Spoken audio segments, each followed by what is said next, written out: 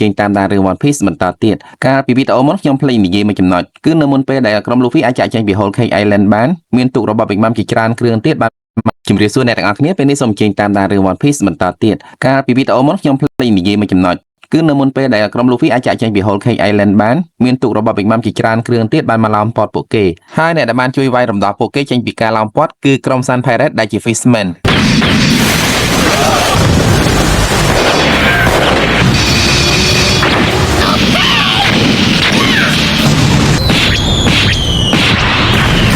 នៅពេលនោះផងដែរជីនបេក៏បានចូលរួមជាមួយនឹងក្រុម Sun Pirate ដើម្បីជួយវាយរំដោះទូកសាន់នេះហើយគាត់បានប្រាប់ឲ្យ Luffy ទៅកោះ Wano មុនចុះគាត់នឹងទៅតាមក្រោយឥឡូវសូមបន្តសាច់រឿងយើងវិញពេលនេះក្រុម Luffy កំពុងតែធ្វើដំណើរទៅកោះ Wano គ្រាន់តែចូលដល់ដែនសមុទ្រទឹកដី Wano ភ្លាមណាមីចាប់អារម្មណ៍ថាអាកាសធាតុនៅទីនោះចម្លែកខ្លាំងចរន្តទឹកគួចហើយទឹកហូរខុសប្រក្រតីហើយបើតាមសម្ដីរបស់ Kinemon ធ្លាប់ប្រាប់កោះ Wano គឺជាកោះមួយបិទជិតអត់មានទំនាក់ទំនងជាមួយនឹងពិភពលោកខាងក្រៅទេនេះប្រហែលជាបណ្ដាលមកពីផ្លូវចេញចូលកោះមានការលំបាកខ្លាំងនៅពេលនោះផងដែរពួកគេចាប់អារម្មណ៍ថាមានមឹកចម្លែកមួយនៅលើទូកសាន់នេះមិនដឹងថាវាតោងឡើងមកពីពេលណាក្រៅពីមឹកចម្លែកនោះក៏មានត្រីប្រភេទដែលគេហៅថា Koi Fish យ៉ាងធំនាំគ្នាហែលធ្វើដំណើរអមជាមួយនឹងទូកសាន់នេះពួកវាគឺជាប្រភេទត្រីទឹកសាបបានន័យថាទូកសាន់នេះកំពុងតែបរនៅលើទន្លេមិនមែននៅលើសមុទ្រទេសម្រាប់ Luffy វិញពេលឃើញត្រីទន្លេចឹងគាត់ចង់ញ៉ាំខ្លាំងណាស់ព្រោះរសជាតិវាឆ្ងាញ់ជាងត្រីសមុទ្របន្តមកទូកសាន់នេះបានធ្វើដំណើរទៅដល់ទឹកជ្រោះយ៉ាងខ្ពស់មួយហើយណាមីយល់ថាវាចម្លែកទៀតហើយព្រោះទឹកទន្លេកំពុងតែហូរចូលទៅក្នុងទឹកជ្រោះដែលតាមពិតទៅមិនមែនទេគឺពួកគេនៅលើជ្រោះម្ខាងទៀតហើយជ្រោះទាំងសងខាងកំពុងតែហូរចូលទៅខាងក្រោមមួយជាន់ទៀតទឹកដី Wano គឺនៅខាងលើអាជ្រោះដែលខ្ពស់នៅចំពីមុខពួកគេនឹងឯងរឿងដែលគួរចាប់អារម្មណ៍មួយទៀតគឺត្រី Koi Fish ដែលហែមកជាមួយនឹងទូកសាន់នេះពិតជាខ្លាំងមិនធម្មតាទេអាចហែបញ្ច្រាស់ទឹកឡើងលើជ្រោះបានពេលឃើញចឹង Luffy ក៏នឹកឃើញប្លូដៃទៅចាប់តោងពួកវាដើម្បីជួយអូសទូកសាន់នេះឡើងទៅខាងលើផងដែរ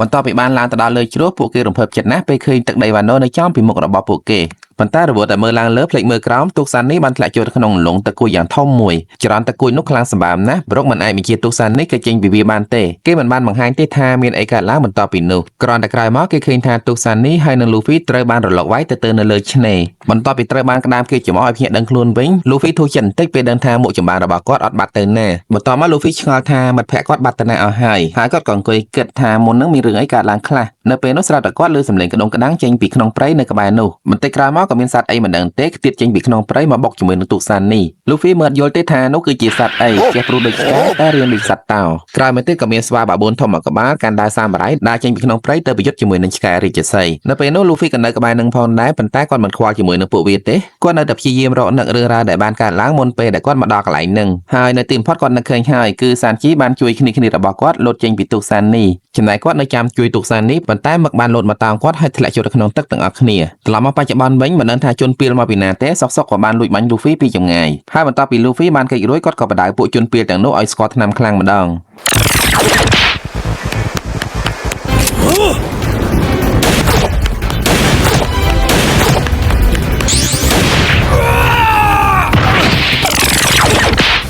នៅពេលនោះផងដែរមានក្មេងស្រីម្នាក់បានចេញពីក្រុងរបស់ជនពាលហើយរត់ទៅពួនបន្តមកជនពាលម្នាក់នោះបានបញ្ជាស្វាបាបូនចាត់ការ Luffy ហើយបានដូចចិត្តស្វាបាបូនពិតជាចង់ដកដៅទៅកាប់ Luffy ពិតមែនប៉ុន្តែពេលនោះ Luffy ប្រើតែខំក្រហាក់ហ៊ីតែបន្តិចវាចោះចាញ់បាត់ឃើញចឹងជនពាលមិនអស់ចិត្តក៏ដកកំភ្លើងចង់បាញ់ Luffy ម្ដងទៀតប៉ុន្តែក្មេងស្រីដែលរត់ពួនមុននឹងបានប្រើដបងទៅវាយគាត់ដល់ពេលខឹងពេកជនពាលម្នាក់នោះក៏ដេញតាមធ្វើបាបក្មេងម្ដងតែក្រោយមកក៏ត្រូវបាន Luffy បដៅចេញកុំឲ្យចិត្តតែហ៊ានបន្ទាប់មកក្មេងម្នាក់នោះបានរត់ទៅជួប Luffy ហើយប្រាប់ថានេះមានឈ្មោះថា Tama អ្វីដែលគួរចាប់អារម្មណ៍គឺ Tama បានបេះអេមីយ៉ាចេញពីថ្ពាល់របស់នាងហើយគប់ចូលទៅក្នុងមាត់របស់ស្វាបាបូនផ្លុកបន្ទាប់ពីបានញ៉ាំរបស់នោះហើយស្វាបាបូនគ្រប់ Tama ដូចជាមេរបស់វាអញ្ចឹងពេលនឹងផងដែរ Tama បានប្រាប់ Luffy ថាឆ្កែរាជសីពណ៌លឿងដែលនៅក្បែរហ្នឹងគឺជាឆ្កែរបស់នាងឈ្មោះ Komachiyo បន្ទាប់មក Tama បានរវល់ Luffy ទៅផ្ទះរបស់នាងពេលទៅដល់នាងបានរៀបចំដាំបាយទទួល Luffy យ៉ាងគួរសមបំផុតមិនយូរប៉ុន្មានបាយក៏ឆ្អិនហើយនាងបានដួសឲ្យ Luffy ទាំងអស់នៅពេលនោះ Luffy ញ៉ាំបដាសួរ Tama បដាថានាងអត់ញ៉ាំបាយទេហើយ Tama ប្រាប់ថានាងកំពុងតែតមហាដើម្បីហាត់ធ្វើជានិន្ចាស្រីក្រោយមកបន្ទាប់ពី Luffy ញ៉ាំអស់មួយចានគាត់សុំថាមួយចានទៀតតែ Tama ប្រាប់ថា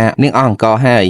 Luffy យល់ក៏ប្រាប់នាងវិញថាគាត់និយាយលេងទេប៉ុន្តែយល់ដាក់ទៅលិតចាន ក្រៅមកទៀតថាម៉ាបានសុំលូហ្វីចេញទៅក្រៅមួយផ្លែតហើយគ្រាន់តែថាម៉ាចេញផុតមកស្ទុះស្រាប់តែមានបារម្ភម្នាក់ចូលទៅដល់ផ្ទះនោះដំបូងឡើយលូហ្វីគិតថាបារម្ភនោះគឺជាអូសពព្រោះគាត់មានចំហវែងប៉ុន្តែដល់តែមើលមែនតែនទៅមិនមែនទេតាមតែមើលថាម៉ានាងបានទៅផឹកទឹកអូកុំឲ្យកោពោះឃ្លានពេកហើយបន្ទាប់ពីនាងផឹកហើយស្រាប់តែឃើញលូហ្វីផ្លោងចេញពីផ្ទះមកខាងក្រៅមូលហេតុដែលបារម្ភចំហវែងវាយលូហ្វីគឺដោយសារតែគាត់ដឹងថាលូហ្វីញ៉ាំបាយរបស់ថាម៉ាគាត់ប្រាប់ថាថាម៉ាខានបានញ៉ាំបាយយូរហើយរាល់ថ្ងៃគាត់នឹងថាម៉ាញ៉ាំតែស្លឹកឈើហើយនឹងស្មៅទេប៉ុន្តែថ្ងៃនេះគឺជាថ្ងៃខួបកំណើតអាយុ8ឆ្នាំរបស់នាងអញ្ចឹងហើយទើបគាត់ចោលនាងញ៉ាំបាយនៅពេលនោះថាម៉ាបានចូលទៅនិយាយជាមួយនឹងបរិសុទ្ធរបស់វែងដែលជាគ្រូរបស់នាងថានាងធ្វើអញ្ចឹងគឺដោយសារតែលូហ្វីជួយជីវិតរបស់នាងហើយនឹងចង់សងគុណគាត់បន្ទាប់មកមិនដឹងថាម៉ាកើតអីទេនាងបានក្អួតចេញទឹកហើយស្លាប់បាត់មាត់ឆឹងគ្រូរបស់ថាម៉ាដឹងថាមកពីថាម៉ាញ៉ាំទឹកអូហើយទឹកអូទឹកទន្លេនៅតំបន់ហ្នឹងសិតតែមានជាតិពុលទាំងអស់ដោយសារតែរោងចក្ររបស់ខៃដូបរហូរជាតិពុលចូលលើអញ្ចឹងលូហ្វីក៏សួរថាហេតុអីមិនទៅនៅកន្លែងផ្សេងហើយគ្រូរបស់ថាម៉ាប្រាប់ថាម៉ានៅចាំមនុស្សម្នាក់ដែលសន្យាថានឹងមកជួបនាងវិញម្នាក់នោះមានឈ្មោះថាអេសគ្រាន់តែដឹងថាម៉ាស្គាល់អេសលូហ្វីភ្ញាក់ផ្អើលណាស់ប៉ុន្តែគួរឲ្យសោកស្ដាយគាត់ប្រាប់ថាម៉ាថាអេសស្លាប់បាត់ហើយបន្ទាប់ពីឮថាអេសស្លាប់ថាម៉ាទទួលយកអត់បានទេនាងចោទថាលូហ្វីកុហកនាងរួចហើយក៏ស្លាប់ទៅវិញបន្ទាប់ពីលូហ្វីហើយនឹងគ្រូរបស់ថាម៉ាដាក់ថាម៉ាឲ្យសម្រាប់ស្រួលបួហើយពួកគេក៏ចេញទៅក្រៅនិយាយគ្នាមួយផ្លែតគ្រូរបស់ថាម៉ាប្រាប់ថាគាត់ឈ្មោះហ៊ីថេស៊ូគឺជាជាងដាវហ៊ីថេស៊ូប្រាប់ថានៅភូមិនេះពីមុនរស់នៅសុខសប្បាយណាស់ប៉ុន្តែក្រោយមកត្រូវបានរងការបំផ្លាញដោយកូនចៅរបស់ខៃដូម្នាក់ឈ្មោះត្រេកបើតាមគាត់ដឹងនៅទឹកដីវ៉ាណូបច្ចុប្បន្នហ្នឹងកន្លែងដែលសម្បូរសប្បាយជាងគេគឺទីក្រុង Flower Capital ដែលសូហ្គានរស់នៅសូហ្គានគឺជាមេតបធំជាងគេនៅទឹកដីវ៉ាណូហ្នឹងក្រៅពីទីក្រុង Flower Capital កន្លែងផ្សេងទៀតនៅក្នុងទឹកដីវ៉ាណូត្រូវបានខៃដូធ្វើឲ្យខ្ទេចខ្ទីអស់ហើយធ្វើឲ្យប្រជាជនរស់នៅក្នុងភាពស្រេកឃ្លានលំបាកវេទនាប៉ុន្តែ4ឆ្នាំមុនក្រុមចៅសមររបស់ S បានដែលមកទៅនៅលើឆ្នេរនៅពេលនោះប្រជាជនបាននាំគ្នាចាប់ S ហើយនឹងគ្នារបស់គាត់ចងរួចនាំគ្នាប្លន់យកស្បៀងអាហាររបស់គាត់បន្ទាប់ពីប្រជាជនបានញ៉ាំចំណីរបស់គាត់អស់ហើយ S បានប្រើភ្លើងរំដោះខ្លួនឯងចេញពីចំណងបានយ៉ាងស្រួលហើយដើរទៅសួរថាម៉ានិងអ្នកភូមិផ្សេងទៀតថាចង់ញ៉ាំអីផ្សេងថែមទៀតអត់ក្នុងរយៈពេលប្រហែលអាទិត្យក្រោយមកដែលក្រុមរបស់ S នៅទីនោះថាម៉ាមានភាពស្និទ្ធស្នាលជាមួយ S យ៉ាងខ្លាំងចំណែក S ក៏ចូលចិត្តថាម៉ាខ្លាំងណាស់ដែរកាត់ទៅមើលក្រុមរបស់សូរ៉ូវិញម្ដងកំឡុងពេលដែលក្រុមលូហ្វីទៅជួយសានជីក្រុមរបស់សូរ៉ូបានមកដល់កោះវ៉ាណូនឹងមុនហើយពេលនេះក្រុមរបស់គាត់កំពុងតែរស់នៅក្នុងទីក្រុង Flower Capital ការងាររបស់ក្រុមគាត់គឺប្រមូលព័ត៌មាននិងកងកម្លាំងបន្ថែមដើម្បីត្រៀមទប់ទល់ជាមួយនឹងខៃដូសូរ៉ូក៏ខ្លែងខ្លួនធ្វើជាសាមរ៉ៃរ៉ូនីនដែលដើរត្រាច់ចោលគ្រប់ទីកន្លែងអត់មានមេមានកាយហើយគ្នារបស់គាត់ផ្សេងទៀតមានដូចជា Frankie បានបន្លំខ្លួនទៅធ្វើជាកម្មករសំណង់អ៊ូសបធ្វើជាអ្នកលេងប៉ាហ៊ីលក់ថ្នាំហើយនឹង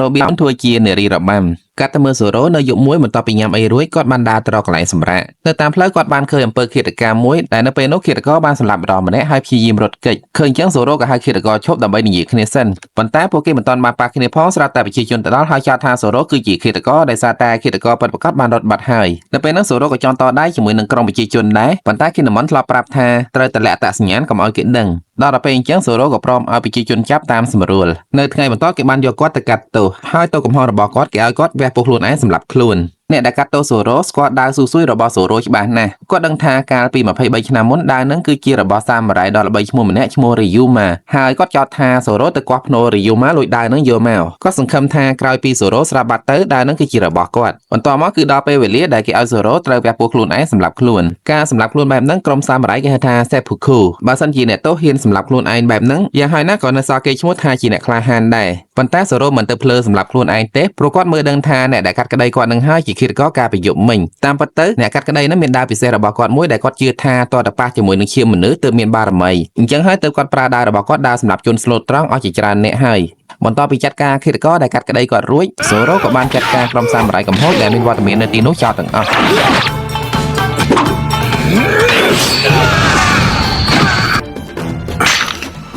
Wields 3 swords? What the hell?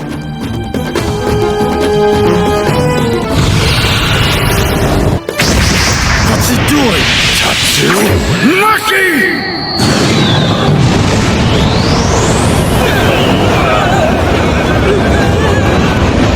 If nothing else, Wano has some nice weather. កាត់តែមើលថាម៉ាពេលនេះអាការៈរបស់នាងកាន់តែធ្ងន់ធ្ងរហើយលូហ្វីក៏សុំហ៊ីថេស៊ូយកនាងទៅជួបគ្រូពេទ្យហ៊ីថេស៊ូប្រាប់លូហ្វីថានៅទិសខាងជើងមានភូមិមួយប៉ុន្តែមុននឹងចេញទៅហ៊ីថេស៊ូបានតែងខ្លួនលូហ្វីឲ្យធ្វើជាសាមរ៉ៃសិនដើម្បីឲ្យចូលចំណោមជាមួយគេ នៅពេលនោះផងដែរ Luffy បានកលែងឃើញដើរសាមរ៉ាយរបស់ Hitesu មួយបញ្យួរនឹងជាងអត់ប្រើក៏ខ្ចីប្រើសិន Hitesu ស្ទាក់ស្ទើរអត់ចង់ឲ្យ Luffy ប្រើដើរនឹងទេដោយសារតែវាមានបណ្ដាសាតើតែអ្នកមានរាសីល្អទើបអាចប្រើវាបានប៉ុន្តែ Luffy អត់បានខ្វល់ពីសម្ដីរបស់ Hitesu ទេក៏នាំថាម៉ាចាក់ចេញទៅនៅតាមផ្លូវឆ្កែខំអាជីយោក៏ស្ម័គ្រខ្លួនមកធ្វើជាយានជំនិះឲ្យ Luffy ហើយមិនយូរប៉ុន្មានពួកគេបានឆ្លងផុតព្រៃឫស្សីទៅដល់វាលហោស្ថានមួយនៅទីនោះចម្លែកណាស់មានសិតតែសត្វព្រៃហើយ Luffy គ្រាន់តែឃើញស្រក់ទឹកមាត់ហ្មងប៉ុន្តែថាម៉ាប្រាប់ថាសត្វនៅតំបន់ហ្នឹងញ៉ាំទឹកដែលមានជាតិពុលអញ្ចឹងសាច់របស់ពួកវាញ៉ាំអត់បានទេកាត់ទៅមើល Zoro គាត់ក៏កំពុងតែអង្គុយអាំងសាច់ញ៉ាំនៅម្ដងហ្នឹងផងដែរហើយគាត់បានគិតថាបើសិនជាមានស្រាផឹកទៀតកាន់តែល្អនេះប្រហែលជា Zoro មានប្រព័ន្ធការពារខ្លួនខ្លាំងទើបគាត់អាចញ៉ាំសាច់ទាំងអស់នោះបាននៅពេលនោះ Zoro បានឃើញកូនចៅរបស់ Kaido 2នាក់ជិះ Dinosaur ដេញតាមស្រីម្នាក់ហើយគាត់ក៏បញ្ញាប់ចេញទៅជួយកូនចៅរបស់ Kaido ទាំងពីរនាក់ហ្នឹងសុទ្ធតែជាក្រុមអាចារ្យអាចារ្យកំពេចកំប៉ុស្តែប៉ុណ្ណោះ Zoro មិនពិបាកចាត់ការពួកគេឡើយហើយបន្ទាប់ពីចាត់ការពួកគេអស់ទើបដឹងថា Zoro វាយពួកគេដើម្បីយកស្រាផឹកតែប៉ុណ្ណោះចំណែកនារីរងគ្រោះខំអរគុណគាត់ឡើងញាប់មាត់ប៉ុន្តែគាត់អត់សូវខ្វល់ខ្វាយប៉ុន្មានទេនៅពេលនោះរឿងដែលធ្វើឲ្យ Zoro ភ្ញាក់ផ្អើលនិងសប្បាយចិត្តបំផុតនោះគឺគាត់បានជួបជាមួយនឹង Luffy Luffy, yeah! Most honorable នៅពេលដែល Luffy នៅចិត្ត Zoro ក៏ធំក្លិនសាច់អាំងហើយក៏សុំ Zoro ញ៉ាំដែរនៅពេលនោះ Zoro អត់ចិត្តអាក្រក់ទេព្រោះនៅម្ដុំនឹងសម្បូរសាច់ណាស់ប៉ុន្តែ Luffy បានប្រាប់ Zoro ឲ្យប្រយ័ត្នព្រោះសត្វនៅម្ដុំនឹងមានជាតិពុលណាបន្តមកនៅពេលដែលពួកគេនិយាយមិនតាន់អស់ចិត្តផងស្រាប់តែ Luffy មានអារម្មណ៍ដឹងមុនថានឹងមានរឿងកើតឡើងហើយអារម្មណ៍របស់ Luffy ពិតជាឈុតណាស់មានកូនចៅរបស់ Kaido ម្នាក់ឈ្មោះ Hawkins បានដឹកនាំក្រុមទៅដល់ទីនោះចាប់ដើមឡើង Hawkins បានទាយឲ្យ Luffy ថាភាគរយដែល Luffy អាចរស់នៅលើកោះ Wano នឹងបានមួយខែមានត្រឹមតែ 19% តែប៉ុណ្ណោះទោះជាយ៉ាងណាក៏ Luffy អត់ខ្វល់ដែរហើយក៏បានដកដាវសាមរ៉ាយរបស់គាត់ត្រៀមប្រយុទ្ធពេលឃើញដាវរបស់ Luffy Zoro មានការចាប់អារម្មណ៍ហើយក៏សុំ Luffy កាន់មួយផ្លែតប៉ុន្តែមិនដឹង Luffy គិតអ្វីទេក៏បដិសេធជាមួយ Zoro ធ្វើឲ្យ Zoro ជ្រេញជាមួយគាត់ណាស់ធ្វើមើលតែឯងនឹងចេះប្រើដាវពីពេលណាមកអញ្ចឹងបន្តមកចូលដល់ពេលប្រយុទ្ធគ្នា Luffy ពិតជាអត់សូវចេះប្រើដាវមែនគាត់នៅតែប្រើកណ្ដាប់ដៃទៅវាយគេដដែលទេការដែលគាត់កាន់ដាវគឺដើម្បីឲ្យមើលទៅលយតែប៉ុណ្ណោះ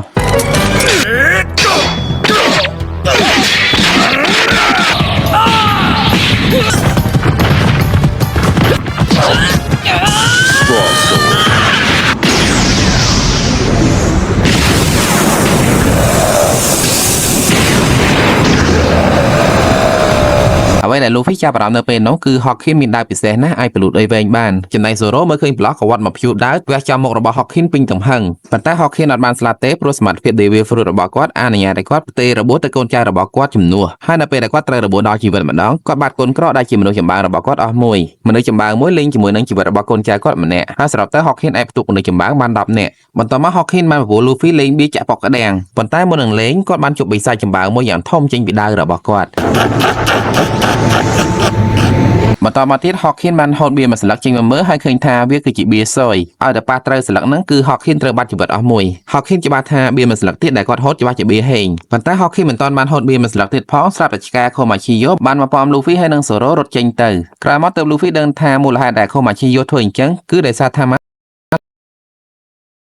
ឡើងគ្រោះថ្នាក់ដល់ជីវិតខណៈពេលជាមួយគ្នាកូនចៅរបស់ Hawkins ក៏នាំគ្នាជិះ Dinosaur ដេញតាមពួកគេប៉ុន្តែវាមិនមែនជាបញ្ហាធំដុំទេបញ្ហាគឺ Hawkins ហូតបានបៀល្អមួយស្លឹកអាកាសមួយនឹងផ្ដល់ថាមពលខ្លាំងទៅបិសាចចម្បាំងរបស់ Hawkins ហើយបញ្ជាឲ្យបិសាចចម្បាំងនោះទៅចាត់ការ Luffy និង Zoro ឲ្យតតែបានសម្រាប់រឿងនេះផងដែរខ្ញុំសូមស្លេះត្រឹមប៉ុណ្ណេះសិនសូមអរគុណអ្នក